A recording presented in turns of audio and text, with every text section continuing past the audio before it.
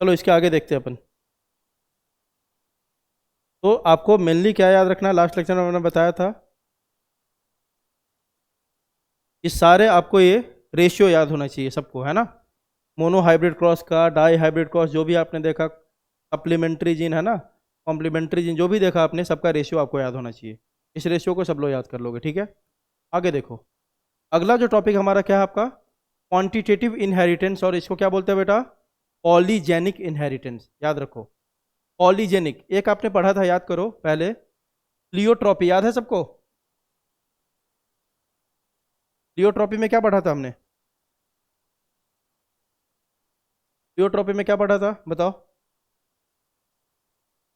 हमने प्लियोट्रॉपी में कुछ स्टडी करी थी, क्या करा था बताओ। प्लियोट्रॉपी में पढ़ा था ना हमने, क्या पढ़ा था बोलो, किसी को याद नहीं है। प्लियो एक ही जीन बहुत सारे फिनोटाइप को रिप्रेजेंट करता है। हाँ, उसको अपन क्या बोलते हैं, प्लियोट्रॉपिक जीन, ठीक है। तो सबको याद होना चाहिए प्लियोट्रॉपिक जीन क्या है। तो बाकी लोग क्यों, आंसर करो बेटा, ऐसे करोगे तो फिर कैसे चलेगा। पूरा पूरा आप ढंग से आपने देखा प्लियोट्रॉपी क्या होता है, ठीक है। चलो ठीक है, तो प्लियोट्रॉपी आपको याद हो, तो उसमें आपने क्या देखा था कि सिंगल जीन बहुत सारे फिनोटाइप को कवर कर रहा था, यही था ना। जल्दी बताओ, एक सिंगल जीन था जो एक से ज़्यादा फिनोटाइप को क्या कर रहा था, अफेक्ट कर रहा था। यहाँ पे देखेंगे many gene single phenotype, just उसका अपोजिट बोल सकते हो आप। यहाँ पे एक बहुत सारे जीन सिंगल फिनोटाइप को अफेक्ट करेंगे। क्लियर है बेटा, जल्दी बताओ, बोलो। फॉर एग्जाम्पल आपका देखो, ह्यूमन हाइट, स्किन कलर, है ना, इसके एग्जाम्पल है किसके, polygenic. Poly means many gene is going to control a single phenotype, इसको बोलेंगे अपन पॉलीजेनिक इनहेरिटेंस। क्लियर है, क्लियर है। चलो आगे देखो, poly means many and genic means gene.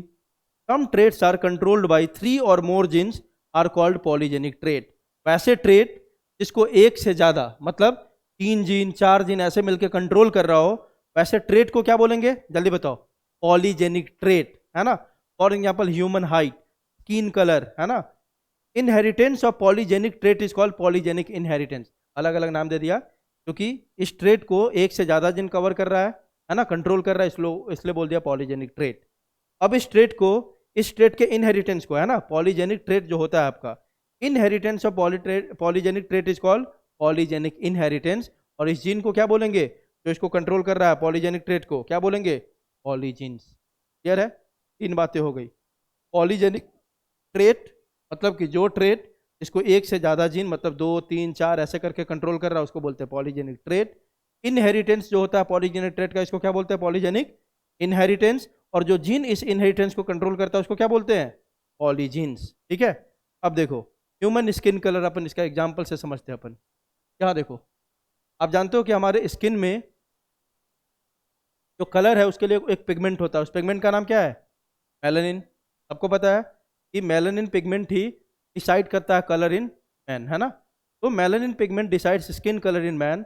Melanin more मतलब मोर डार्क कलर, याद रखना, जितना मेलानिन का कॉन्सेंट्रेशन होगा एक इंडिविजुअल के अंदर, उसका कलर उतना क्या होगा, डार्क होगा। जितना मेलानिन कम होगा उसका कलर उतना क्या होगा, जल्दी बताओ, फेयर होगा, है ना। तो याद रखना कि इस बात को याद रखो कि जितना मेलानिन ज्यादा उतना डार्क कलर होता है स्किन का। आगे देखो, अब ये जो मेलानिन है ना, इसके सिंथेसिस को कंट्रोल करता है 3 pairs of Aleel. 3 pairs of अलील मतलब कितने जीन हो गए, 6 जीन हो गए कि नहीं, जल्दी बताओ, बोलो, है ना। तो इस सिंथेसिस ऑफ मेलानिन को कौन कंट्रोल करता है आपका, 3 पेयर्स ऑफ अलील, ठीक है। These genes are present at different loci, है ना, मतलब एक ऐसा पेयर है, अपन क्या पढ़ रहे हैं, नॉन एलेलिक इंटरैक्शन, है ना, ठीक है। अब देखो, each dominant gene is responsible for synthesizing fixed amount of melanin pigment. अभी आप देखोगे, मान लो कि allele A B C D E F जो भी है ना, सब के सब थोड़ा थोड़ा क्या बनाएगा, क्या बनाएगा जल्दी बताओ, मेलानिन। सब इसमें सब बनाता है, ए भी बनाएगा, बी भी बनाएगा, सी भी बनाएगा, डी भी बनाएगा, है ना, ई भी बनाएगा, सब मिल के बनाता है। मतलब मान लो कि 2 ग्राम यह बना रहा है तो 2 ग्राम ये भी बना रहा है, 2 ग्राम ये भी बना रहा है, 2 ये भी, 2 भी, सब है, और मिल के तब सब मेलानिन का कॉन्सेंट्रेशन डिसाइड करता है, ठीक है। लेकिन कब ये सेक्रेट करता है, यह ध्यान देना है, जब यह किस कंडीशन में हो, किस कंडीशन में, डोमिनेंट, है ना? क्या लिखा हुआ देखो, each dominant gene, recessive condition में मान लो ऐसे लिख दिया मैंने। अभी देखो, अभी सबके सब यह कंडीशन समझो ना, ऐसा है कुछ। मान लो अपन जीन ले रहे हैं जो इसको कंट्रोल करता है, ठीक है? इस जीन को देखते हैं अपन, एक जीन लेते हैं देखो, ए, ए, बी, डी, ऐसे करके, ठीक है? और समझो 3 पेयर्स ऑफ अलील है इसमें, तो ले लिया हमने। ये तीनों अभी किस कंडीशन में दिख रहा है जल्दी बताओ? डोमिनेंट। मतलब मान लेते हैं ये भी 2 ग्राम, समझाने के लिए, ये भी 2 ग्राम निकाल रहा है, ये भी 2, ये भी 2, ये भी 2, ये भी 2, ये भी कितने मेलानिन आएंगे टोटल जल्दी बताओ? बताओ कितने ग्राम? 12 ग्राम मेलानिन कब आ रहा है? तब ये सब के सब डोमिनेंट है। अब एक भी रिसेसिव हो गया तो वह मेलानिन सिक्रीट नहीं करेगा। मतलब मान लो अब ऐसा कंडीशन, अभी यह वाला आपका रिसेसिव हो गया ना, ये 2 ग्राम, ये दो, ये दो, ये दो, ये भी दो, लेकिन यह नहीं करेगा क्योंकि अब इस किस कंडीशन में है? रिसेसिव कंडीशन में। मतलब मेलानिन का कॉन्सेंट्रेशन क्या हो गया यहाँ पे? कम हो गया। मतलब जिसके अंदर यह वाला कंडीशन जिस इंडिविजुअल के अंदर होगा वह सबसे ज्यादा क्या होगा? डार्क। वो सबसे ज्यादा क्या होगा? डार्क होगा, है ना? अभी तो बता दिया कि जितना मेलानिन का कॉन्सेंट्रेशन ज्यादा होता है उतना कलर कैसा होता है बेटा? डार्क होता है।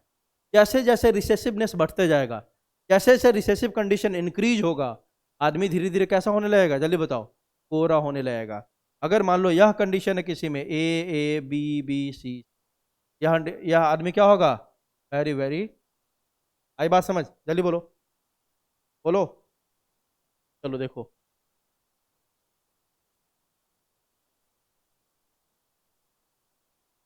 तो इसमें आपने क्या देखा? इसको एडिटिव इफेक्ट बोलते हैं। क्या बोलते हैं? Additive effect. मतलब सब का इफेक्ट ऐड होके तब फाइनल इफेक्ट आपका डिसाइड हो रहा है ना? सब का ऐड हो रहा है यहाँ पे, ठीक है?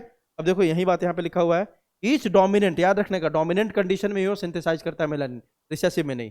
Each dominant gene responsible for synthesizing fixed amount of melanin pigment, है ना?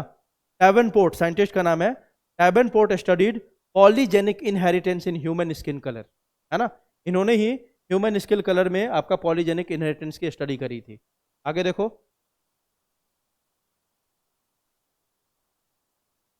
अगला पॉइंट है आपका वही बात जो मैंने बताई। तेरे बैच, तुम्हारे बैच में बच्चे बहुत लेट तक है।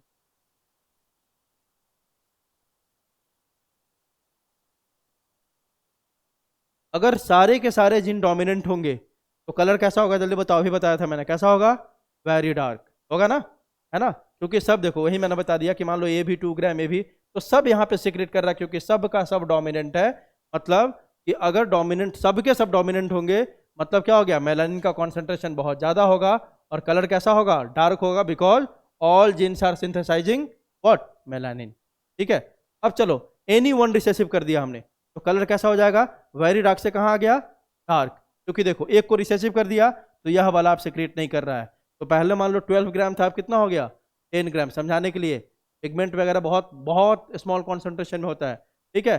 अब कितना हो गया? 10 ग्राम। तो अब कलर थोड़ा डार्क हो गया क्योंकि एक नहीं सीक्रेट कर रहा है। अब दो को रिसेसिव कर लिया तो और थोड़ा क्या होगा? फेयरली डार्क हो गया हो, है ना? ठीक है, आ रही बात समझ? बोलो।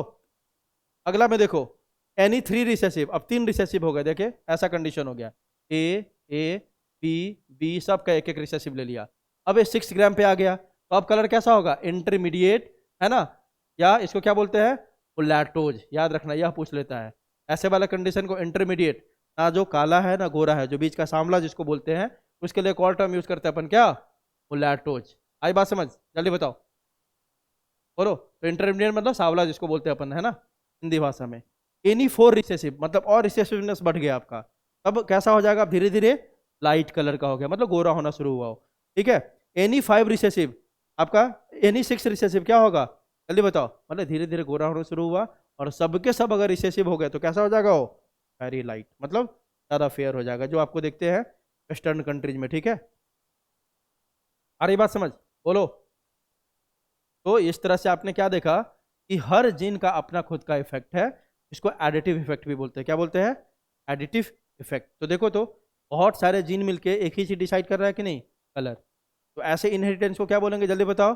Polygenic inheritance. क्लियर है? सबको क्लियर है? जल्दी बताओ। हाँ, चलो इसके बाद ये तो मैंने बता ही दिया था, एनसीईआरटी हाईलाइट हमने देख लिया था, टाई हाइब्रिड क्रॉस तक हो गया था नहीं, है ना। चलो आगे बढ़ते हैं।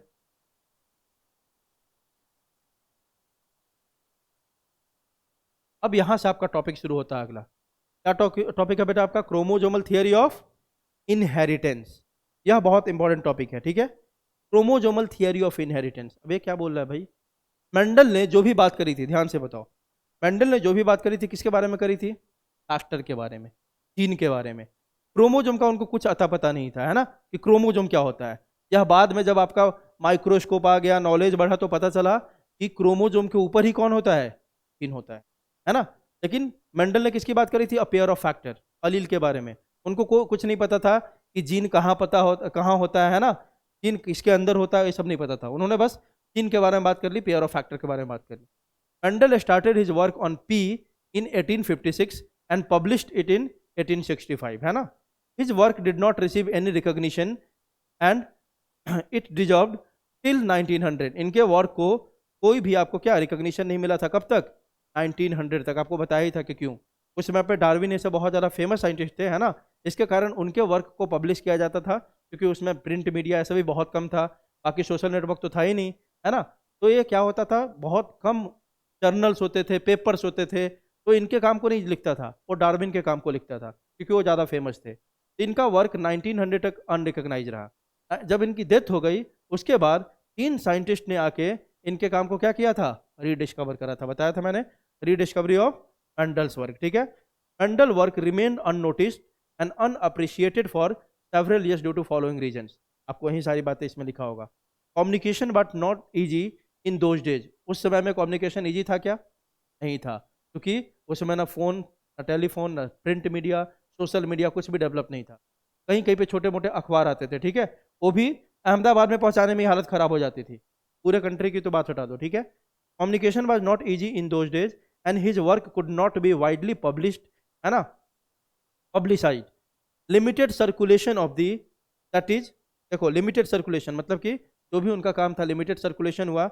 Limited circulation of the proceedings of Brunn natural science society in which it was published. देखो इन्होंने अपनी जो ये सारी कहानी थी, जो उन्होंने एक्सपेरिमेंट करा था, उसको कहाँ पब्लिश किया था? उस बुक का नाम क्या था, जर्नल का नाम क्या था? Proceedings of Brunn natural science society. आ रही बात समझ? चलिए बताओ।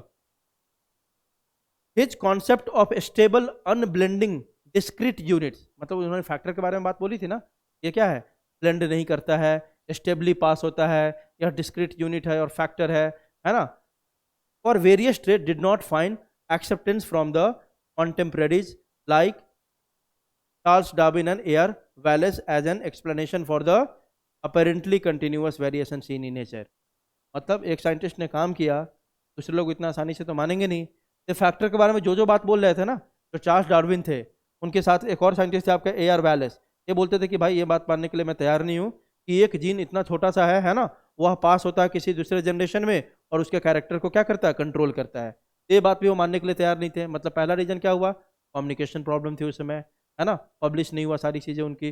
दूसरा प्रॉब्लम क्या था कि जो उनके साथ वाले साइंटिस्ट थे, उनके बातों को एक्सेप्ट करने के लिए तैयार नहीं था, ठीक है। और क्योंकि ये लोग ज़्यादा फेमस साइंटिस्ट थे, डार्विन वगैरह, इनके बातों को ज़्यादा क्या मिलता था? दम मिलता था उसमें, है ना, ज़्यादा वेट होता था इनकी बातों को। आगे देखो, is approach of using mathematics. मतलब आप देखते हो कि बायोलॉजी आप ले तो मैथ से ऐसे ही डर लगता है ना। साइंटिस्ट भी ऐसे बहुत सारे थे, उन्होंने बोला कि अरे भाई बायोलॉजी तो खुद इतना कॉम्प्लिकेटेड है, इसमें तुम क्या ला रहे हो? मैथ्स, है ना। His approach of using mathematics and statistical analysis to explain biological phenomenon was totally new and unacceptable to many of the biologists of that time, है ना।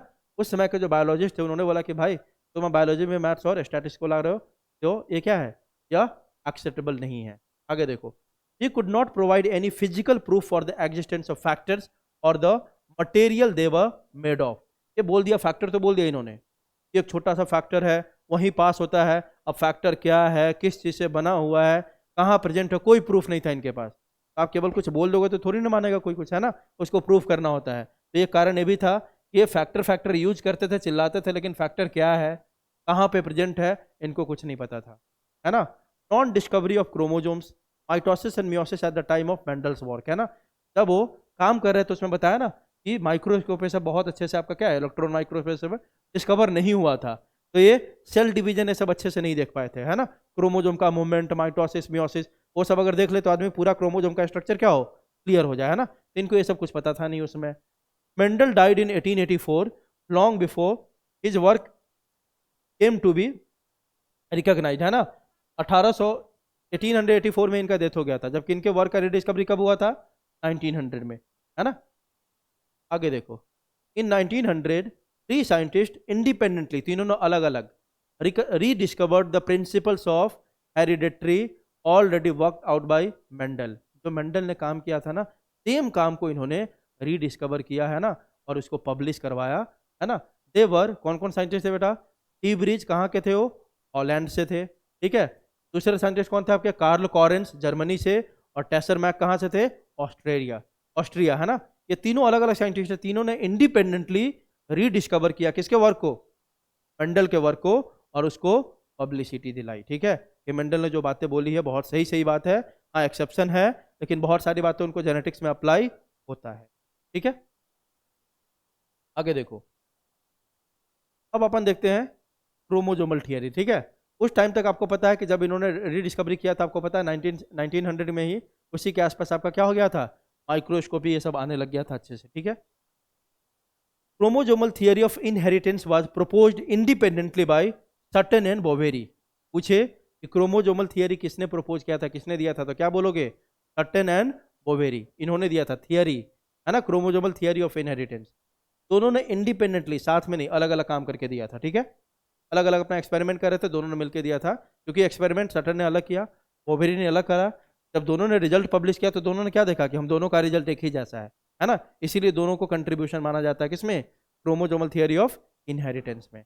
आगे देखो, the two workers found a close similarity between the transmission of hereditary trait and behaviour of chromosomes while passing from one generation to the next through the agency of gametes. इन्होंने क्या देखा कि जो hereditary trait है, trait मतलब जैसे colour है आपका, साइज है, ये सब, है ना, और जो क्रोमोजोम का बिहेवियर है वह दोनों बहुत मिलता जुलता है ना। पक्की बात है, यही तो होता है। आपके अंदर कौन सा ट्रेट आता है, जो क्रोमोजोम लेके आता है आपके पेरेंट्स का, है ना। मदर फादर का जो क्रोमोजोम है वह गैमिट के थ्रू हमें आता है, मेल गैमिट बना, फीमेल गैमिट बना, दोनों में क्या है, एक में फादर का क्रोमोजोम है, एक में मदर का क्रोमोजोम। यही क्रोमोजोम मिक्स होकर किस में आया, हम में आया। तो हमारा क्या मतलब डिसाइड करता है, हमारा ट्रेट। इन्होंने यही देखा कि बहुत क्लोज सिमिलैरिटी है एक ट्रेट में और जो क्रोमोजोम आपका पास हो रहा है उसके बिहेवियर में।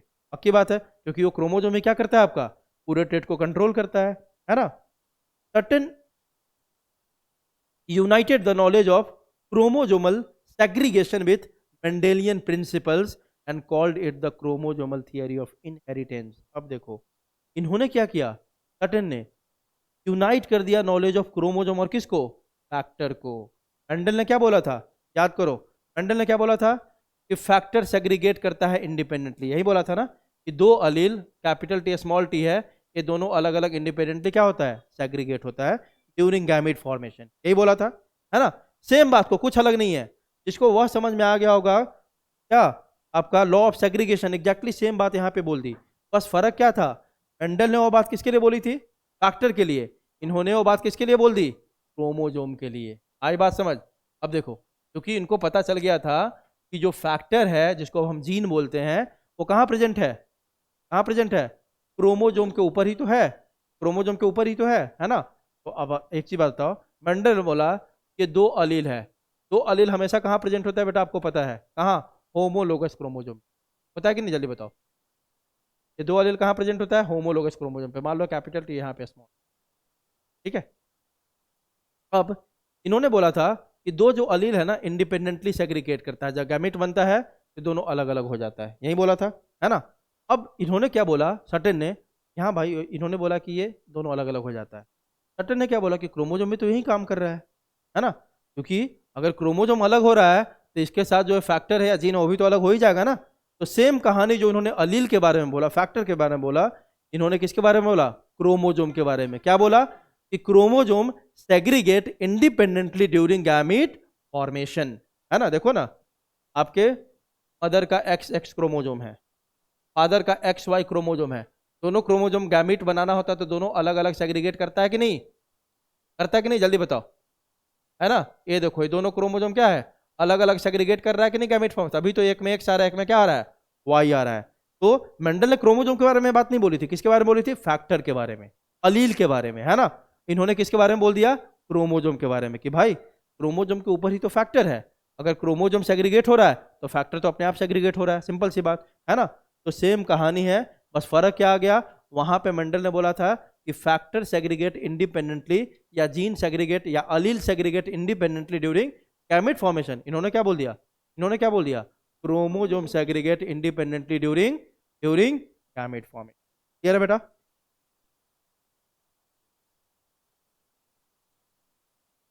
आगे देखो,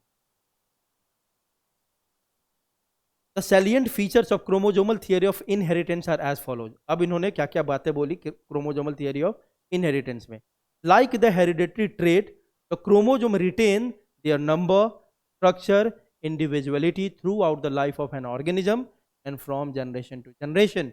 पक्की बात है, लाइक द हेरिडेटरी ट्रेट, जैसे जीन है आपका, उसी तरह इन्होंने क्या बोला, मेंडल ने जीन के बारे में सारी बातें बोली थी, इन्होंने क्रोमोजोम के बारे में बोला कि क्रोमोजोम भी क्या करता है, अपना नंबर रिटेन करता है, उसका स्ट्रक्चर सेम होता है, उसका इंडिविजुअलिटी सेम होगा। मतलब देखो, अगर आपके पापा में 46 क्रोमोजोम है तो आप में क्या 23 हो जाएगा, बताओ, बोलो, आप में भी कितना होगा 46। तो क्रोमोजोम अपना नंबर मेंटेन किया कि नहीं किया, जल्दी बताओ। अगर आपके पापा का क्रोमोजोम नंबर का साइज इतना लंबा था, तो आप में एक क्रोमोजोम आएगा तो उसका साइज कम हो जाएगा, कितना ही लंबा रहेगा, जल्दी बताओ, कितना ही लंबा। वही बोला गया कि क्रोमोजोम अपना साइज, स्ट्रक्चर, इंडिविजुअलिटी, पूरे जितने दिन हमारा लाइफ चलता है, एक जनरेशन से दूसरे में गया, दूसरे से तीसरे में, है ना, या साइज शेप थोड़ी चेंज हो जाएगा, जो पेरेंट में है वही कॉम्बिनेशन हम में आ रहा है, साइज शेप नंबर सब सेम रहेगा कि नहीं। आज हमारे अंदर 46 है, कल जाके हम मतलब मेरे बच्चे होंगे, वो होंगे तो उसमें 23 हो जाएगा या 25 हो जाएगा, नहीं होगा ना। ट्रू आउट जब तक हमारा लाइफ है, नंबर स्ट्रक्चर सारा सेम रहेगा कि नहीं। अगर मैं बोलता हूँ कि वाई क्रोमोजोम ऐसा दिखता है, ऐसा दिखता है, तो क्या ये हमेशा ऐसा ही दिखेगा कि बाद में चेंज हो सकता है, जल्दी बताओ, हमेशा ऐसा ही दिखेगा, है कि नहीं। आई बात समझ। अगली बात क्या बोला, the two neither get lost nor mixed up. अभी भी क्रोमोजोम क्या मिक्स हो जाता है क्या, होगा, होगा मिक्स, जल्दी बताओ, क्रोमोजोम मिक्स होगा क्या भाई, ऐसा थोड़ी होगा एक्स वाला वाई में घुस गया, वाई वाला एक्स में घुस गया, नहीं होगा। Then the two neither get lost nor mixed up, ऐसा भी नहीं होगा कि आपके अंदर 46 क्रोमोजोम है तो 43 हो। अगर होता है कभी कोई कंडीशन होता है, लेकिन वो क्या होता है आपका म्यूटेशन, ओ क्या आपका डिजीज है, ठीक है। नॉर्मली क्या होगा, ना मिक्स होगा ना लॉस्ट होगा, दे बिहेव एज यूनिट्स, दोनों यूनिट की तरह काम करता है कि नहीं, एक यूनिट की तरह। अगर देखो ना, एक्स है, वाई है, दोनों एक यूनिट की तरह काम कर रहा है कि नहीं, जल्दी बताओ। अगर मेलनेस अगर सही है तो दोनों होने चाहिए कि नहीं आपके अंदर, बोलो। तो ये बातें थी, पहला लाइन था किसका, आपका किसका, क्रोमोजोमल थ्योरी ऑफ इनहेरिटेंस का, कि क्रोमोजोम का नंबर, साइज, इंडिविजुअलिटी, है ना, ये सब मेंटेन रहता है पूरे लाइफ में, और ये ना लॉस्ट होता है ना मिक्सअप होता है ना, और ये एक यूनिट की तरह बिहेव करता है। आगे देखो, both chromosomes as well as genes occur in pair. पक्की बात है, क्रोमोजोम भी पेयर में होता है, अभी तो हम बोलते हैं हमारे अंदर क्या होमोलोगस पेयर्स है, क्या बोलते हो 23 पेयर्स ऑफ क्रोमोजोम बोलते हो, है ना। तो क्रोमोजोम अगर पेयर में है तो आपने देखा था ना, अलील भी क्या होता है, दो होमोलोगस क्रोमोजोम पे होता है कि नहीं, जल्दी बताओ। अलील भी आपके क्या होता है, पेयर में होते हैं कि नहीं, एक कैपिटल टी होगा तो हमेशा अलील क्या होते हैं, पेयर में होते हैं। वहीं both chromosomes as well as genes occur in pairs in the somatic और डिप्लॉइड सेल। अरे पेयर में कब होगा, डिप्लॉइड सेल में ही होगा ना, चलिए बताओ। The two alleles of a gene pair are located on homologous site on homologous chromosome. बता ही दिया, अलील जैसे ही बोल दिया तुरंत आपके दिमाग में कॉन्सेप्ट आना चाहिए, अलील कहाँ प्रेजेंट होता है, होमोलोगस क्रोमोजोम पे, ठीक है। आगे देखो, both chromosomes as well as genes segregate at the time of, बता ही दिया अभी, gamete formation such that only one of the each pair is transmitted to a gamete। यही होता है ना, अभी तो बताया एक्स वाई साथ में जरूर है, लेकिन जैसे ही gamete formation होगा दोनों इंडिपेंडेंटली क्या हो जाएगा, सेग्रीगेट हो जाएगा, so that gamete could receive only one chromosome at a time। खिलेगा ना, है कि नहीं। और अगर क्रोमोजोम सेग्रीगेट हो रहा है तो इसके ऊपर जितने भी फैक्टर है जीन है वो भी तो सेग्रीगेट हो गया कि नहीं, चलिए बताओ। ये बात अगला बोल रहा है, बात समझ में आई सबको, बोलो। A gamete contains only one chromosome of a type and only one of the two alleles of a trait. पक्की बात है, गैमेट क्या कंटेन करेगा, सिंगल क्रोमोसोम हमेशा, एक्स वाई में से। ऐसा नहीं है कि किसी गैमेट में एक्स और वाई दोनों आ गया, दोनों में एक्स होगा या तो वाई होगा, ऐसा होगा, ठीक है। तो सिंगल क्रोमोजोम और प्लस दो अलील जो था, तो पक्की बात है एक अलील एक्स पे होगा तो एक अलील किस पे होगा, वाई पे। तो दोनों अलील भी क्या करेगा, दो अलील में से एक एक गैमीट में जाएगा, दूसरा दूसरे गैमीट में जाएगा। सिंपल सी बात है। सिंपल सी बात कहने का मतलब क्या, क्रोमोजोम ट्रेट दोनों का बिहेवियर पूरा क्या है, सेम है। क्योंकि ट्रेट भाई किसके ऊपर है, क्रोमोजोम के ऊपर है। अगर इस पेन के ऊपर कुछ प्रेजेंट है, इस पेन को मैं तोड़ूं तो वो चीज़ उसके साथ जाएगा कि नहीं जाएगा, सिंपल सी बात है। तो क्रोमोजोम के ऊपर ही सब कुछ प्रेजेंट है, तो क्रोमोजोम अगर जो जो क्रोमोजोम का एक्टिविटी जैसा जैसा है एग्जैक्टली उसके ऊपर जो चीजें प्रेजेंट है उसका भी एक्टिविटी वैसा ही होगा, ठीक है। अगला लाइन देखो, the paired condition of both chromosome as well as Mendelian factors is restored during fertilization. देखो फर्टिलाइजेशन में क्या हुआ, इधर देखो, मदर से मान लो एक्स आया, फादर से क्या आया, वाई आया, फिर से डिप्लॉयड कंडीशन रीस्टोर हो गया कि नहीं, चलिए बताओ।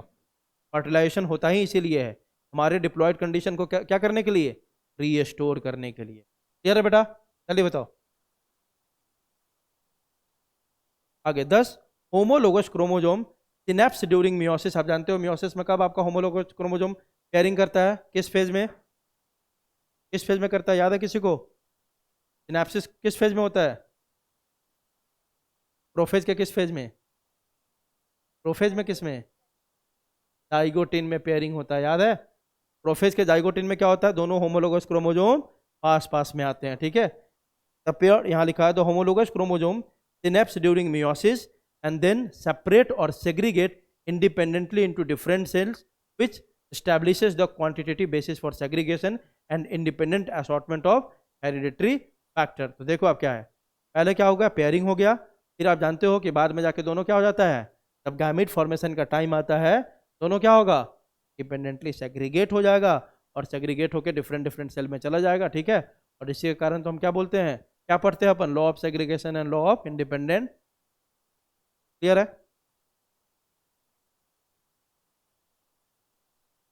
तो इतनी जो हमने बातें करी इसका बेसिक यही था कि क्रोमोजोमल थियरी ऑफ इनहेरिटेंस क्या है, कि जो जो बातें मेंडल ने जीन के लिए बोला था, फैक्टर के लिए बोला था, कि फैक्टर क्या होता है बेटा, सेग्रीगेट करता है इंडिपेंडेंटली, वो सारी बातें यहाँ पे किसके लिए बोल दिया गया, क्रोमोजोम्स, ठीक है। अब देखो हमने अभी जो टॉपिक पढ़ा क्या नाम था, chromosomal theory of inheritance. Theory, उन्होंने बस थियरी दिया था, इसी थियरी का एक्सपेरिमेंटल प्रूफ किसी और ने दिया है ना। Experimental verification of the chromosomal theory of inheritance किसने किया था, थॉमस हंट मॉर्गन ने। आपसे कोई पूछे क्रोमोजोमल थियरी ऑफ इनहेरिटेंस किसने दिया था, क्या बोलोगे, सटन एंड ओवेरी ने। लेकिन उस थियरी का एक्सपेरिमेंटल प्रूफ किसने किया, एक्सपेरिमेंटली प्रूफ कौन किया इसको, तो क्या बोलोगे आप, जल्दी बताओ, थॉमस हंट मॉर्गन ने। थियरी था, थियरी का प्रूफ, एक्सपेरिमेंट किसने किया, experimental proof Thomas Hunt Morgan, है ना, and his colleagues lead to the discovery the basis for the variations that sexual reproduction produce. और जब इन्होंने एक्सपेरिमेंटली इसको प्रूफ किया तब जाके पता चला कि कैसे सेक्सुअल रिप्रोडक्शन क्या कॉज करता है, जल्दी बताओ, वेरिएशन। क्लियर है बेटा। अब देखो मॉर्गन वर्क पे जैसे जैसे मेंडल ने किसके साथ काम किया था बताओ, किस प्लांट के साथ, मेंडल ने किसके साथ काम किया था, पी प्लांट के साथ काम किया था। इसी तरह इन्होंने जो काम किया था किसके ऊपर किया था, ड्रोसोफिला मेलानोगास्टर, ये फ्रूट फ्लाई उड़ते नहीं रहता, कोई भी आप देखोगे फ्रूट वगैरह जब थोड़ा पक जाता है तो उसके ऊपर एक छोटे छोटे कीड़े उड़ते रहते हैं, देखा आपने, है ना, उसी को बोलते हैं अपन क्या, फ्रूट फ्लाई। और उसका साइंटिफिक नेम क्या है आपका, जल्दी बताओ, ड्रोसोफिला मेलानोगास्टर, ठीक है। तो Morgan work with tiny fruit flies Drosophila melanogaster which were found very suitable for such studies, है ना। इन सारे स्टडीज को करने के लिए यह बहुत सुटेबल लगा, कौन आपका, ड्रोसोफिला मेलानोगास्टर। क्यों, आपको याद होगा मेंडल ने क्यों सेलेक्ट किया था पी प्लांट, तो कोई भी एक्सपेरिमेंट करने के लिए कुछ ऐसा मटेरियल का हम सिलेक्शन करते हैं जिसमें क्या हो, इजी लाइफ साइकिल हो, उसको आसानी से हैंडल कर सके, है ना, नंबर ऑफ जनरेशन जल्दी जल्दी हम प्रोड्यूस करवा सके, वैरायटी उसमें ज़्यादा हो, कंट्रास्टिंग ट्रेड ज़्यादा हो, एग्जैक्टली सब कुछ यहाँ पे दिखाई दिया इनको। इसीलिए इन्होंने किसको सेलेक्ट किया था, ड्रोसोफिला मेलानोगास्टर को, ठीक है। मोस्ट स्टडीज अकर्स ऑन, जब एनिमल की बात करोगे, जेनेटिक्स की बात करोगे, तो जेनेटिक्स में सबसे ज़्यादा स्टडी इसी के ऊपर हुआ है, किसके ऊपर, जल्दी बताओ, ड्रोसोफिला के ऊपर। अब देखो मॉर्गन को अपन क्या क्या बोलते हैं, फ्लाई मैन ऑफ जेनेटिक्स, इनको क्या बोलते हैं, फ्लाई मैन ऑफ जेनेटिक्स, क्योंकि इन्होंने इसके ऊपर काम किया था, फ्रूट फ्लाई के ऊपर। इसलिए इनको क्या बोलते हैं, मॉर्गन को फ्लाई मैन ऑफ जेनेटिक्स, ठीक है। और क्या क्या बोलते हैं देखो इनको, फादर ऑफ एक्सपेरिमेंटल जेनेटिक्स। अगर कोई क्वेश्चन पूछे फादर ऑफ जेनेटिक्स तो क्या बोलोगे, मेंडल।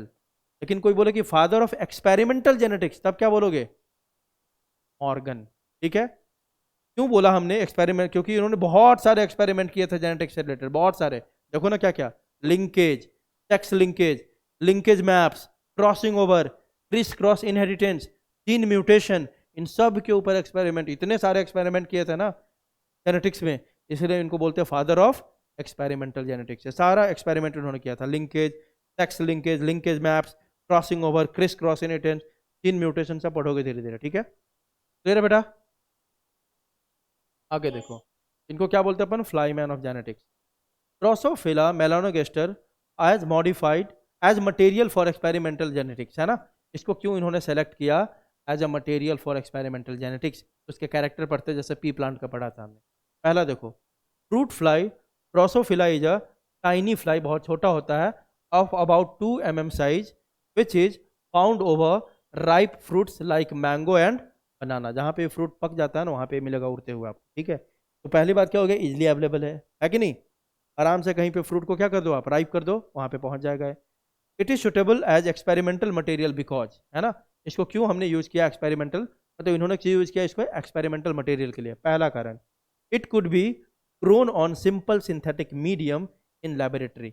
अब लेबोरेटरी में बहुत आसानी से आप कुछ भी न्यूट्रिएंट डाल दो इसमें, है ना, कोई भी फ्रूट डाल दो, ये सब कर दो, आके आराम से क्या हो सकता है, ग्रो कर जाएगा उसके ऊपर, है ना। तो ईजिली इसको ग्रो कर सकते हैं अपन।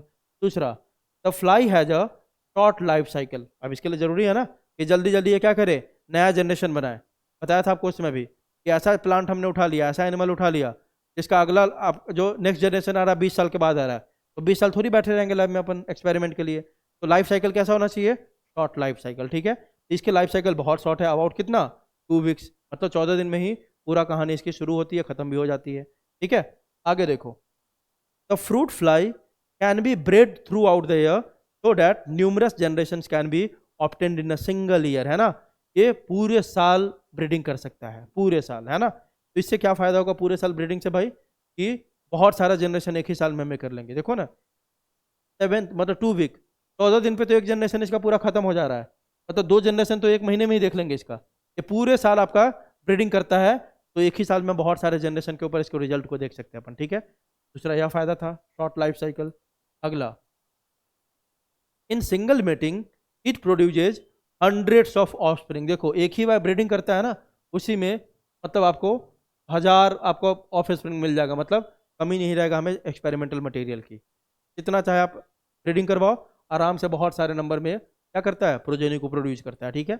अगला, फीमेल्स आर इजिली डिस्टिंग्विशेबल। इसमें आराम से देखो, एक्सपेरिमेंट में क्या पता होना चाहिए कि कौन सा मेल है कौन सा फीमेल है, ये आराम से आप इसको बता सकते हो ड्रोसोफिला मेलानोगास्टर में कौन फीमेल है कौन मेल है ना। Females are easily distinguishable from the males by the larger body size. Female का बॉडी कैसा होगा मेल के कंपैरिजन में, लार्ज होगा, है ना। एंड प्रेजेंस ऑफ ओवी पॉजिटर, फीमेल के जब आप देखोगे, मान लो फीमेल बॉडी है ना, वहाँ पे एक स्पेशल स्ट्रक्चर प्रेजेंट होता है जो मेल में एब्सेंट होता है, उसका नाम क्या है, ओवी पॉजिटर। नाम से पता चला, ओवी मतलब एग, है ना, ये क्या है, एग लेइंग स्ट्रक्चर है जो ड्रोसोफिला को एग को ले करने में हेल्प करता है। ये ओविपोजिटर कहाँ दिखाई देगा, फीमेल में। तो देखो ना, दो चीज तो अलग हो गया, फीमेल का बॉडी कैसा होगा, लार्ज। दूसरा, फीमेल में क्या प्रेजेंट होगा, स्पेशल स्ट्रक्चर कॉल्ड ओविपोजिटर, जो मेल में नहीं होगा। इतना ही नहीं, it has a smaller number 4 pairs of morphologically distinct chromosomes. याद रखना, जैसे हमारे अंदर कितने पेयर है, 23 पेयर्स। एक्सपेरिमेंट करना बहुत मुश्किल है, यहाँ पे क्योंकि 4 ही पेयर था, तो एक्सपेरिमेंट मतलब जेनेटिक्स के ऊपर स्टडी करना क्या था, आसान था। सारी क्रोमोजोम को पढ़ना होगा ना, तो 4 पेयर्स था यहाँ पे क्रोमोजोम का, और सब क्या था, मॉर्फोलॉजिकली डिस्टिंक्ट। जैसे हम लोग में है ना, एक्स एक्स फीमेल में, एक्स वाई मेल में, यहाँ पे भी इसी तरह फीमेल में क्या था, एक्स एक्स, और मेल में क्या है, एक्स वाई, ठीक है। It has many types of hereditary variation. आपको बताया था कोई भी एक्सपेरिमेंट करने से पहले वहाँ पे हमें कैसा मिलना चाहिए, बहुत सारे कंट्रास्टिंग ट्रेट।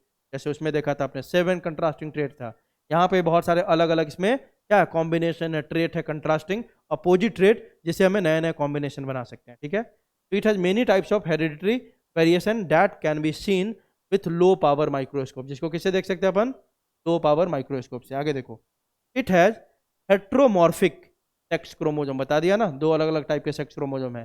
मेल में कौन सा है, एक्स वाई, और फीमेल में कौन सा है जल्दी बताओ, एक्स एक्स। ठीक है, तो वहीं लिखा हुआ है कि it has heteromorphic dissimilar sex chromosome in the, से देखो X Y, the transmission of heteromorphic chromosomes can be easily studied from one generation to another. तो आपका एक्स वाई का कैसे ट्रांसफर हो रहा है अगले जनरेशन में, इसको आसानी से यहाँ पे स्टडी किया जा सकता है। मतलब क्या हो गया कि इसमें सब कुछ ऐसा फेवरेबल है जो एक्सपेरिमेंट के लिए चाहिए, है ना। सेक्स क्रोमोजोम अलग है, ठीक है, क्रोमोजोम का नंबर क्या है, स्मॉलर 4 पेयर ही है, ठीक है। इजिली डिस्टिंग्विशेबल है, मेल और फीमेल को अलग कर सकते हो आप। सिंगल मीटिंग में बहुत सारे ऑप्शन मिल जाएगा आपको, ठीक है। वेरिएशन बहुत ज़्यादा इसमें होता है, जिसको आराम से हम लो पावर माइक्रोस्कोप के अंदर क्या कर सकते हैं, ऑब्जर्व कर सकते हैं। आ रही बात समझ, शॉर्ट लाइफ साइकिल है, इन्हीं सब के कारण इन्होंने फ्रूट फ्लाई को सेलेक्ट किया था। इसके लिए जल्दी बताओ, अपने एक्सपेरिमेंट के लिए। इनका सब जो सबसे पहला एक्सपेरिमेंट है कौन सा है, लिंकेज। बहुत इंपॉर्टेंट टॉपिक आ गया अभी, ठीक है। तो बच्चों को समझने में दिक्कत होता है लिंकेज, ठीक है, तो ध्यान से इसको देखना इस टॉपिक। इनका जो सबसे पहला एक्सपेरिमेंट था कौन सा था बेटा, लिंकेज, ठीक है। ये एक्सेप्शन है लिंकेज आपका, ठीक है। देखो आप, linkage is the phenomenon of staying certain genes together during inheritance without any change और सेपरेशन। ध्यान रखो, यहाँ पे क्या कुछ जीन ऐसे होते हैं ना जो हमेशा साथ में रहते हैं। आपने अभी क्या पढ़ा था, क्या पढ़ा था कि एक जीन दूसरे जीन से इंडिपेंडेंटली क्या होता है, शॉर्ट होता है। यही पढ़ा ना हमने कि एक जीन दूसरे जीन से क्या होता है, इंडिपेंडेंट असॉर्टमेंट करता है, अलग अलग अपना जाता है। लेकिन कुछ जीन ऐसे हैं, आप कुछ कंडीशन देखोगे जहाँ पे दो जीन एक कहीं भी जाएगा तो साथ में ही जाएगा। मतलब वो जब भी आपका इनहेरिटेंस होगा तो साथ साथ में जाएगा, मतलब हमेशा साथ में ही रहेगा, इंडिपेंडेंट असॉर्टमेंट शो नहीं करेगा। वैसे ही जीन को क्या बोलते हैं अपन, लिंकेज, ठीक है। मतलब मान लो ये जीन है ए और ये जीन है बी, अगर मेंडल की बात समझे तो क्या बोला था उन्होंने, ए का जो सेग्रीगेशन है बी से एकदम अलग होगा। लेकिन अपन देखेंगे यहाँ पे ए और बी जहां भी जाएगा साथ में जाएगा, अगर ए जा रहा तो उसके साथ कौन जाएगा, बी भी जाएगा, है ना। तो इस दोनों को क्या बोल देंगे, लिंक्ड जीन, आपस में दोनों क्या है, लिंक्ड है, ठीक है। तो linkage is the phenomenon of staying certain genes together during inheritance without any change और separation. This is because of their location on same gene. अब यह लाइन सबसे इंपॉर्टेंट हो गया, लिंकेज हमेशा किसके लिए एप्लीकेबल है, लिंकेज हमेशा किसके लिए एप्लीकेबल है, gene on the same same क्या बोलो, क्रोमोजोम। याद रखो, there location on same gene, ध्यान रखो, यहाँ है ना एक क्रोमोजोम, एक ही क्रोमोजोम के ऊपर जो जीन होगा ना उसी के लिए आपका कौन टर्म है, कौन सा टर्म, लिंकेज। लिंकेज कभी भी हम दो क्रोमोजोम के बारे में बात नहीं करेंगे, ठीक है। लिंकेज हमेशा किस में शो होता है, सिंगल क्रोमोजोम पे, किस पे शो होता है, single chromosome, genes present on single chromosome, ठीक है। आगे देखो, if genes are present on same chromosome then it will not assort respectively, है ना, इंडिपेंडेंटली होगा। इसने गलत गलत लिखा हुआ है, ठीक है, यहाँ पे गलत लिखा है इसने। चलो देखो, if genes are present on same chromosome, अगर एक ही क्रोमोजोम पे जो जीन प्रेजेंट है वह आपका क्या नहीं शो करता है, क्या शो नहीं करता, जल्दी बताओ, इंडिपेंडेंट असॉर्टमेंट। मेंडल ने जो बात करी थी आपको कोशिश में बताया था कि मेंडल का एक्सपेरिमेंट हमेशा कितने क्रोमोजोम पे था, jeans present on 2 separate chromosomes, है ना। लिंकेज किसके लिए है, jeans present on single chromosome. और इसके अकॉर्डिंग क्या है कि एक क्रोमोजोम पे जो जीन प्रेजेंट होता है वह इंडिपेंडेंटली असॉर्ट नहीं करता है, मतलब साथ साथ में जाता है। अब इसमें दो टाइप का देखेंगे, complete linkage and incomplete linkage, ठीक है, वो आते हैं बाद में। अभी देखो, if genes are present on same chromosome then it will not assort independently, ठीक है। अब देखो जैसे यहाँ पे एक मैंने क्रोमोजोम लिया है, इस पे कितने जीन दिख रहा है आपको, 4 gene, A B C D दिख रहा है। अब याद रखना, लिंकेज जो हमेशा होता है ना इनवर्सली प्रोपोर्शनल होता है डिस्टेंस के, किसके बेटा, डिस्टेंस, ध्यान रखो, इंपॉर्टेंट टॉपिक है ये। देखो लिंकेज की बात कर रहे हैं अपन, सबसे पहली बात क्या हुआ, लिंकेज किसके लिए एप्लीकेबल है, जीन्स प्रेजेंट ऑन क्या, सेम क्रोमोजोम। पहली बात ये है, जो जीन एक क्रोमोजोम पे प्रेजेंट होगा इसी के लिए क्या आपका, जल्दी बताओ, लिंकेज है, पहली बात। दूसरा, लिंकेज जो होता है आपका हमेशा याद रखोगे इनवर्सली प्रोपोर्शन होता है किसके, distance between two gene, distance between between two हमेशा ये इन्वर्सली प्रोपोर्शनल होता है। देखो बेटा, आप समझो बात। अगर एक क्रोमोजोम है, इस पे हमने जीन ले लिया ए, बी, सी, डी, है ना, ए बी सी डी हमने ले लिया। यहाँ पे आप देखोगे ए और बी के बीच में कम डिस्टेंस है या ए और डी के बीच में, ये बताओ।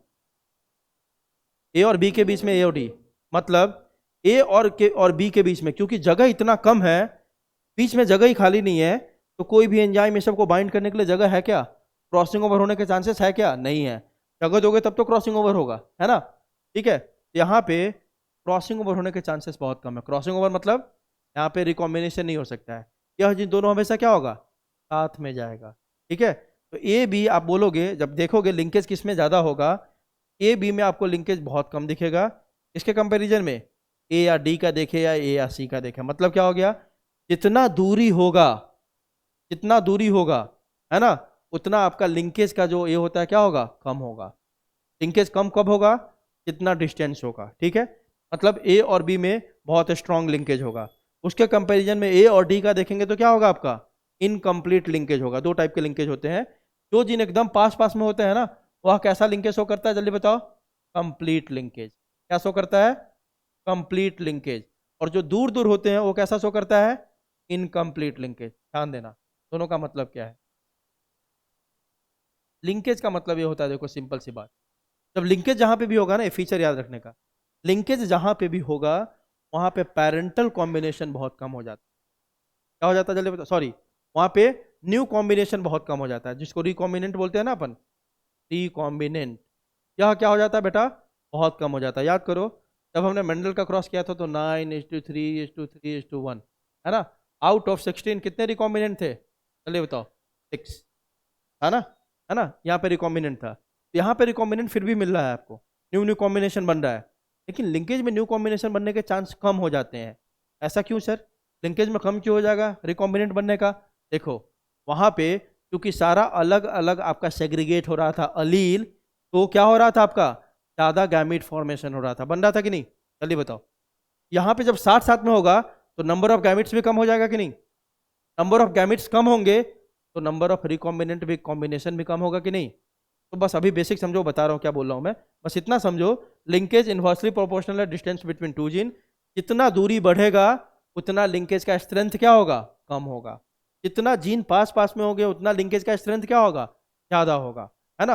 अब कंप्लीट लिंकेज, इनकम्प्लीट लिंकेज का मतलब इतना समझो, कंप्लीट लिंकेज में आपको रिकॉम्बिनेंट बिल्कुल भी देखने को नहीं मिलेगा, मिलेगा भी 1-2% देखने को मिलेगा। मतलब यहाँ पे पूरे के पूरे कैसे कॉम्बिनेशन मिल जाएंगे आपको? Parental, original combination. रिकॉम्बिनेंट मिलेगा ही नहीं, क्योंकि कंप्लीट लिंकेज है। दो जीन जो है हमेशा साथ में ही जा रहा है, तो कहाँ से मिलेगा भाई न्यू कॉम्बिनेशन, है ना। लेकिन इनकम्प्लीट लिंकेज में भी यहाँ पे भी आपको दिखेगा कौन सा कॉम्बिनेशन ज्यादा। लिंकेज में पक्की बात है कि कौन सा कॉम्बिनेशन ज्यादा दिखता है? Parental combination. ये पहली बात सुन लो, लिंकेज में हमेशा कौन सा ज्यादा कॉम्बिनेशन दिखेगा बेटा? Parental combination. रिकॉम्बिनेंट बहुत कम होता है, लेकिन इसमें भी कंप्लीट लिंकेज में बिल्कुल रिकॉम्बिनेंट लगभग दिखेगा ही नहीं। इनकम्प्लीट में कुछ आपको दिखाई देगा, क्या? रिकॉम्बिनेशन, क्योंकि दोनों के बीच में थोड़ा डिस्टेंस है यहाँ पे। आई बात समझ? जल्दी बताओ। वही बात लिखा है, देखो, A and D has more distance compare to A and B. Distance increases, chance of crossing over increase हो जाएगा। जितना डिस्टेंस अलग अलग होगा, है ना, क्रॉसिंग ओवर के चांस भी क्या होंगे? उतने ज़्यादा होंगे। देखो ना, यहाँ पे मान लो, यहाँ पे है ऐसे, ये बनाया था मैंने, ए यहाँ है, बी यहाँ है। दूसरा वाला जो आएगा क्रोमोसोम कहाँ पे इसको एंटर करेगा? ये तो जगह ही खाली नहीं है, तो क्रॉसिंग ओवर होने के चांस है क्या? नहीं है बिल्कुल भी, है ना। डिस्टेंस मिलेगा। यहाँ पे देखो, अब ए यहाँ है और सी यहाँ है, अब यहाँ पे जगह है कि कहीं पे जाके क्रॉसिंग ओवर हो जाए। ठीक है, तो जितना आपका डिस्टेंस नजदीक होगा उतने कम चांसेस होंगे किसको? जल्दी बताओ, किसके? क्रॉसिंग ओवर के।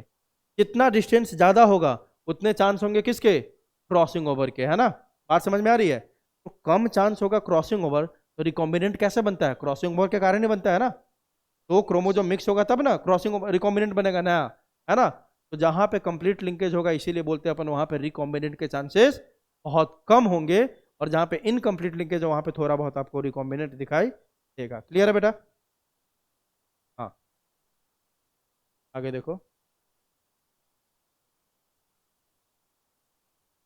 If two genes are very close, है ना, जब बहुत क्लोज है, क्रॉसिंग ओवर का कोई चांस ही नहीं है, देन नो क्रॉसिंग ओवर, है ना, जगह ही कम है, वही बात जो मैंने बोला, तो क्रॉस कहाँ पे करेगा, ठीक है।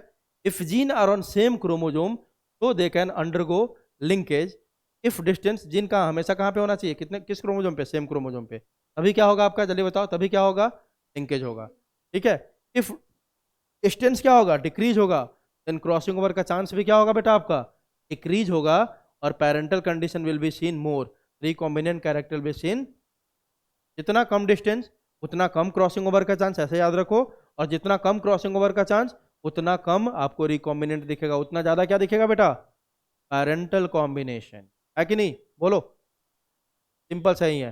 तो लिंकेज क्या हो गया, पैरेंटल कंडीशन ज्यादा दिखता है और रिकॉम्बिनेंट बहुत क्या दिखता है आपको, क्या दिखता है, कम दिखता है, ठीक है। अब देखो complete linkage, no crossing over, hence no recombinant, ठीक है। और incomplete linkage, recombinant character will be there but lesser, है ना, यहाँ पे भी बता तो दिया, लिंकेज में ज्यादा क्या दिखेगा, पैरेंटल, कंप्लीट में बहुत बहुत बहुत कम दिखेगा आपको रिकॉम्बिनेंट, इनकम्प्लीट में आपको रिकॉम्बिनेंट दिखते हैं लेकिन उसका भी परसेंटेज क्या होता है, कम ही होता है, ज्यादा क्या दिखाई देगा लिंकेज में आपको, कौन सा कॉम्बिनेशन, कौन सा, पैरेंटल कॉम्बिनेशन। क्यों ऐसा होगा मैं बताता हूं, अभी सुनते जाओ। मॉर्गन स्टडीड, अब टीएच मॉर्गन ने इसके ऊपर एक्सपेरिमेंट किया था, जिनको बोलते हैं father of experimental genetics. Morgan studied I colour in Drosophila, इसके ऊपर स्टडी किया था इन्होंने, ड्रोसोफिला के ऊपर आई कलर पे, ठीक है।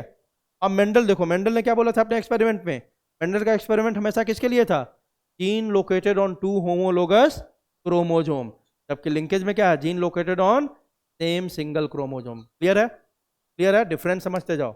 अब देखो बेटा, लिंक्ड जीन किसको बोलेंगे और अनलिंक्ड किसको बोलेंगे, ध्यान दो, यहां पे हमने ए और बी को लिया, ए एंड बी, एक क्रोमोजोम है, इसके ऊपर दो जीन है ना, एक और दूसरा भी लिया हमने, ए एंड बी। हमेशा लिंकेज किसके लिए है, अभी बताया मैंने, सेम क्रोमोजोम के लिए, लिंकेज हमेशा किसके लिए बेटा, जल्दी बताओ, सेम क्रोमोजोम। तो मैंने दो क्रोमोजोम लिया, अगर देखो इधर, यहां पे लिया हम, ये है आपका ए एंड बी, इधर भी लिया हमने ए एंड बी, क्या ए और स्मॉल ए को लिंक्ड बोल सकते हैं क्या, नहीं बोल सकते हैं, हमेशा लिंक्ड किसको बोलेंगे, gene A and B are linked, यह दोनों क्या है, जल्दी बताओ, लिंक्ड जीन। उधर किसको बोलेंगे, small A and small b are linked gene, ये दोनों क्या है, मतलब लिंकेज हमेशा सेम क्रोमोजोम के जीन के लिए होता है, ठीक है। A and B are linked और small A and small B, A and B linked बोल दिया, यानी जहां भी जाएगा ए एंड बी साथ में जाएगा, मतलब ये क्या, वही बात होगी ना, लिंकेज मतलब दोनों लिंक्ड है, मतलब अगर मान लो कि ए कहीं मूव कर रहा है तो उसके साथ साथ कौन कौन जाएगा, बी भी जाएगा, ठीक है। अब अनलिंक्ड में देखो, अनलिंक्ड में क्या है, ये देखो दो होमोलोगस क्रोमोजोम के ऊपर है, ठीक है, ए बी, यहाँ पे क्या है, अब लिंकेज समझाने का मतलब, वो कॉन्सेप्ट समझने का टाइम आ गया कि क्यों मैंने ऐसी बात बोली कि रिकॉम्बिनेंट कम बनेगा, इसमें इसमें लिंकेज में, ध्यान रखो, बहुत आसानी से समझे। पहला कंडीशन लिंक्ड जिन का लो, ठीक है, लिंक्ड जिन में देखो तो बेटा ए एंड बी लिंक्ड है और small A small be linked है, तो चलो F1 जनरेशन हमें बनाना है, F1 जनरेशन क्या आएगा, देखो तो ए बी बी, यही आएगा, पक्की बात है, यही आएगा भाई, है ना, F1 जनरेशन यही आएगा ना, देखो ना यहाँ पे, ये जैसे ए बी है तो इसका F1 निकालेंगे तो क्या आएगा, ए बी बी, यही आएगा ना, जल्दी बताओ।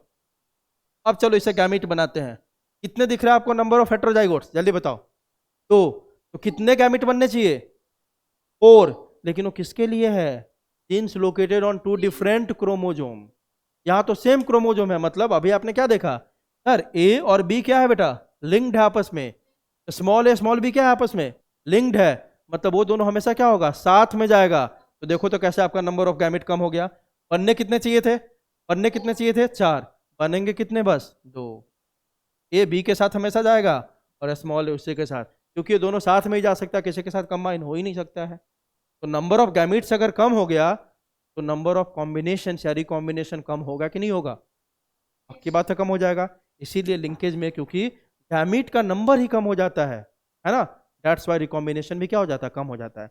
अनलिंक्ड की कहानी देखते हैं, अनलिंक्ड में भी F1 जनरेशन तो यही बनेगा, ए बी, है ना, किसका देख रहे हैं, अनलिंक्ड वाले की कहानी, F1 जनरेशन तो यही आएगा ना, लेकिन यहाँ पे क्योंकि अनलिंक्ड है कितने गैमेट बन जाएंगे यहाँ पे?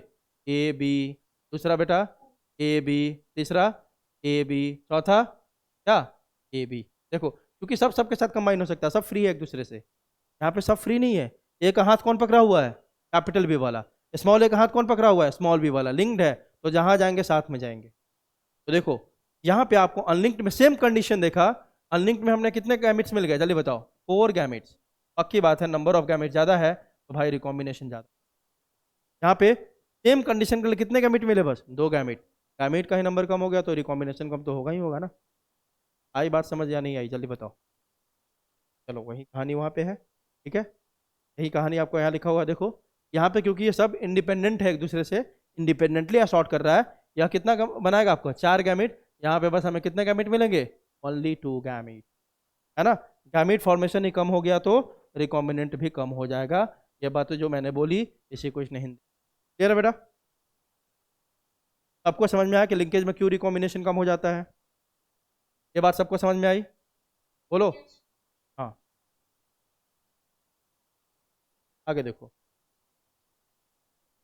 लिंकेज और linked gene are exception of Mendel's law of independent assortment, है कि नहीं? उसी में तो हमने जीन की बात करी थी कि एक जीन दूसरे जीन से इंडिपेंडेंटली अशॉर्ट होता है, लेकिन यहाँ पे दोनों जीन साथ साथ में जा रहा है, तो इसी का एक्सेप्शन हुआ कि नहीं? तो मेंडल का थर्ड लॉ था। जल्दी बताओ। इसीलिए तो अपन थर्ड लॉ को क्या नहीं मानते हैं? यूनिवर्सल नहीं मानते हैं। याद है ना, 3 लॉ बताया था हमने। Law of dominance, law of segregation of gamete, उसमें तो एक अलील दूसरे से अलग अलग सेग्रीगेट होता है। और तीसरा हमने बताया था लॉ ऑफ इंडिपेंडेंट क्या? अशॉर्टमेंट, है ना। उसमें क्या देखा था? एक जीन दूसरे जीन से अलग अलग सेग्रीगेट होता है, लेकिन इसमें तो दोनों जीन साथ साथ में आ रहा है कि नहीं? इसका एक्सेप्शन हो गया कि नहीं हो? बताओ।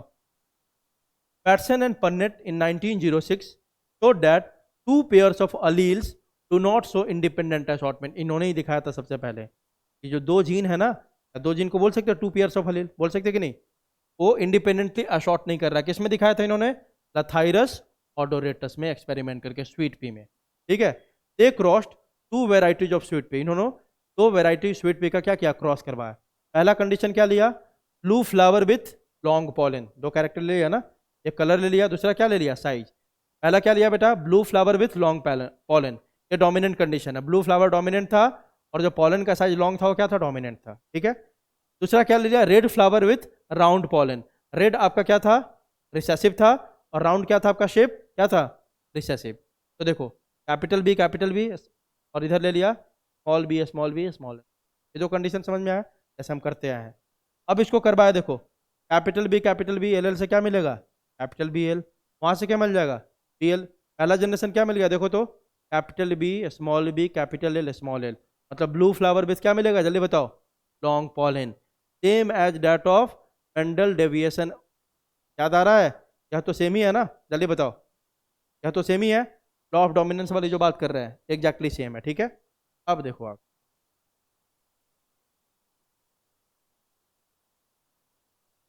अब उन्होंने सेल्फ क्रॉस नहीं करवाया। लिंकेज में हमेशा हम F1 जनरेशन के बाद कौन सा क्रॉस करवाएंगे बेटा? Test cross. तो एक क्वेश्चन पूछता है कि to find linkage which cross you will perform, तो क्या बोलोगे? Test cross. लिख लो। To find linkage which cross is preferred, कौन सा क्रॉस करवाते हैं अपन? Test cross. तो देखो अब टेस्ट क्रॉस में क्या पढ़ा था हमने? F1 जनरेशन का। F1 जनरेशन का किससे करवा देते हैं? होमोजाइगस रिसेसिव पेरेंट से, उसी से करवाते हैं ना। जल्दी बताओ। F1 जनरेशन का किससे करवाते हैं बेटा? Homozygous recessive parent. यहाँ पे गलत है, यहाँ पे क्या आएगा? Small L. क्लियर है? चलिए बताओ। तो जैसे ही हमने करवाया, इधर क्या हमारे पास? बी बी एल एल, और इधर क्या हमारे पास? यही है। जल्दी बताओ, बोलो।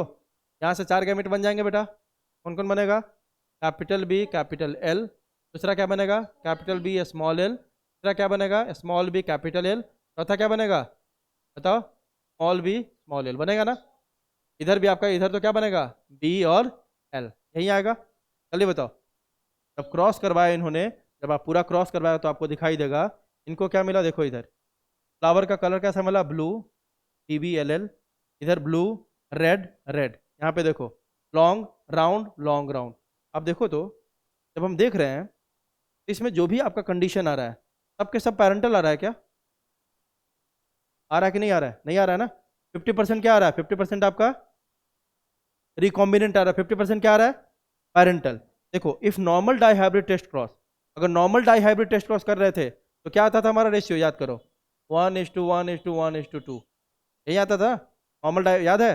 मोनो हाइब्रिड टेस्ट क्रॉस का क्या आता है बेटा, 1:1। डाई हाइब्रिड टेस्ट क्रॉस का क्या आता है जल्दी बताओ, 1:1:1:1, यही आता है, जल्दी बताओ। तो देखो 50-50% यहाँ पे आपको दिख रहा है ना, बट हियर रेशियो इज 7:1:1:7। याद करो नॉर्मल जब हमने देखा था, नॉर्मल कंडीशन में जब normal dihybrid test cross था तो उसमें रेशियो क्या आया था बेटा, 1:1:1:1। मतलब कि ये बीच वाला मैंने बताया था, बीच वाला हमेशा क्या रिप्रेजेंट करता है, रिकॉम्बिनेंट, याद है ना। हमेशा मैंने बताया था शुरू में 9:3:3:1, तो बीच वाले दो हमेशा क्या रिप्रेजेंट करते हैं, रिकॉम्बिनेंट, ठीक है। और साइड साइड वाला क्या रिप्रेजेंट करता है, पैरेंटल। तो नॉर्मल में देखो आप, नॉर्मल में जो आया क्रॉस कम टेस्ट क्रॉस जब हम करते हैं नॉर्मल इसको क्रॉस करवाते हैं तो हमारा रेशियो क्या आना चाहिए था, 1:1:1:1, मतलब कि 50% क्या आना चाहिए था, पैरेंटल, 50% रिकॉम्बिनेंट। लेकिन जब ये सारा एक्सपेरिमेंट इन्होंने करवाया, किसने किसने, हाँ ठीक है, जब इन्होंने एक्सपेरिमेंट करवाया तो इनको रेशियो अलग ही मिला, पूरा का पूरा रेशियो ही अलग हो गया। देखो तो क्या मिला इनको रेशियो, इनको क्या रेशियो मिला बेटा, 7:1:1:7। मतलब ब्लू लॉन्ग कितना मिला इनको, 7। राउंड और आपके क्या, दूसरा कौन सा था आपका, राउंड एंड, हाँ रेड, ये कितना मिला, 7। मतलब इनको 14 आउट ऑफ 16, 14 कैसा मिल गया, पैरेंटल कॉम्बिनेशन। केवल दो क्या मिला बेटा जल्दी बताओ, रिकॉम्बिनेंट। मतलब रिकॉम्बिनेंट देखो, नॉर्मल डाई हाइब्रिड में था 50%, यहाँ पे घट के सीधा सीधा कितना पहुंच गया, 12 से 13%। देखो तो बहुत ज़्यादा रिकॉम्बिनेशन कम हुआ है कि नहीं, बोलो, है ना। जब इन्होंने पूरा एक्सपेरिमेंट करवाया ना ये, तो इन्होंने देखा कि इनको रेशियो जो आप भी करवाओगे तो रेशियो रेशियो क्या मिला इनको जल्दी बताओ, 7:1:1:7, है ना। तो जब देखा कि नॉर्मल डाईहाइब्रिड में भाई 50% आता था, नॉर्मल रेशियो यही होता है डाईहाइब्रिड टेस्ट क्रॉस। अभी जो इनको मिला टेस्ट क्रॉस करने के बाद क्या मिला बेटा, 7:1:1:7। मतलब आउट ऑफ 16, टोटल 16 होते हैं डाईहाइब्रिड, है ना, इनको बस 14 क्या मिला, 14 पैरेंटल और 2 क्या मिला बस, रिकॉम्बिनेंट। जबकि नॉर्मल अगर होता तो 7 मिलने चाहिए था क्या, रिकॉम्बिनेंट, और 7 क्या मिलना चाहिए था, पैरेंटल। देखो तो पैरेंटल कॉम्बिनेशन बहुत ज़्यादा है और रिकॉम्बिनेंट बहुत कम है कि नहीं, जल्दी बताओ। तो इसीलिए तो बोला कि लिंकेज में क्या होता है आपका, रिकॉम्बिनेंट धीरे धीरे बहुत कम हो जाता है और पैरेंटल कॉम्बिनेशन ज़्यादा मिलता है। क्लियर है बेटा, बोलो। To identify linkage we always perform which cross test, ठीक है। क्लियर है बेटा। अगला देखो क्या दिया हुआ है, अगला आपका है linkage and recombinant. According to Mendel's law of independent assortment, the gene controlling different characters get assorted independent to each other. यही हमने पढ़ा था, है ना, कि जो भी जीन है जो कैरेक्टर को कंट्रोल करता है, अकॉर्डिंग टू मेंडल दोनों इंडिपेंडेंटली क्या हो जाता है, असॉर्ट हो जाता है ड्यूरिंग गैमेट फॉर्मेशन, ठीक है। It is correct if the genes are present on किसके ऊपर, two different chromosomes, but if these genes are present on same chromosome they may और may not show independent assortment. अभी देखा आपने, independent assortment show कर भी सकता है, नहीं भी कर सकता है। जब नहीं करेगा तो उसी फेनोमेनन को क्या बोल देते हैं अपन, लिंकेज। क्या बोल देते हैं, लिंकेज। क्लियर है बेटा। If crossing over takes place between these two genes then the genes get segregated and they will assort independently to each other. अगर क्रॉसिंग ओवर होता है किसमें, नॉर्मल जीन में जो दो होमोलोगस क्रोमोसोम के ऊपर प्रेजेंट है, तो क्या होता है, आराम से असॉर्ट होता है इंडिपेंडेंटली, है ना।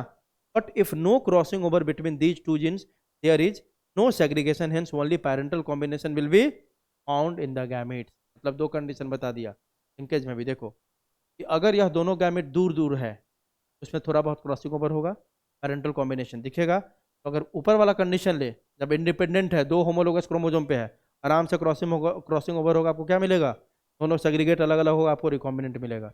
लेकिन जैसे ही लिंकेज आएगा क्रॉसिंग ओवर बहुत कम हो जाता है, तो आपको केवल कौन सा कॉम्बिनेशन दिखाई देगा जल्दी बताओ, पैरेंटल कॉम्बिनेशन, है ना। रिकॉम्बिनेंट बहुत कम हो जाता है, दिखता है रिकॉम्बिनेंट, रेशियो बहुत कम हो जाता है, ठीक है बेटा।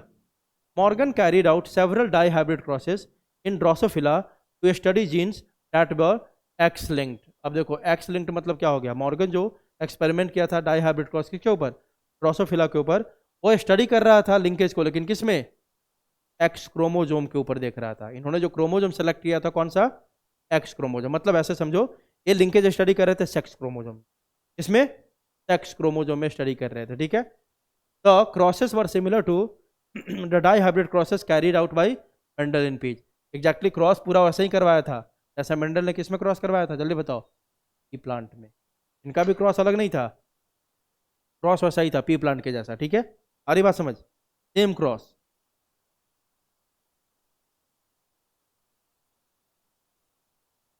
चलो देखो, ये जो क्रॉस आगे का आपका dihybrid cross conducted by Morgan है ना, इस क्रॉस को हम अगले दिन देखेंगे। यहाँ से शुरुआत करेंगे अगले लेक्चर में, ठीक है, क्योंकि अभी इसमें टाइम लगेगा और ये कंप्लीट नहीं हो पाएगा अभी। तो आज जितना पढ़ा है मेनली जो लिंकेज, लिंकेज का रिवीजन जरूर करके आना। ये सारे नोट्स आपको मिल चुके हैं ऑलरेडी, ठीक है। तो लिंकेज का रिवीजन करके आना, जहाँ पे प्रॉब्लम होगा आप पूछोगे आप कल मेरे से, ठीक है।